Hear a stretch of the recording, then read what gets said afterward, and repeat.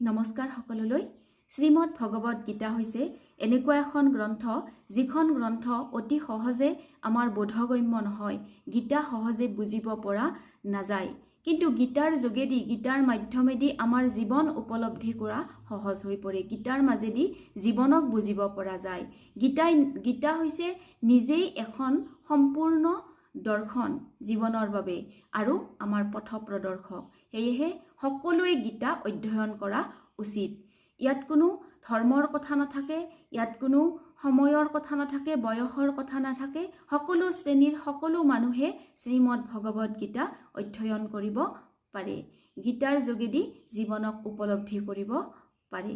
গতিকে সকলোৱে গীতা পঢ়িব আৰু নিজৰ জীৱন সুন্দৰভাৱে পৰিচালনা কৰিব পাৰিব।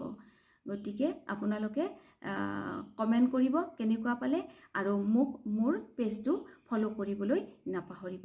ধন্যবাদ। ফলো মি ফৰ মোৰ সংস্কৃত উইজডম। Thank U.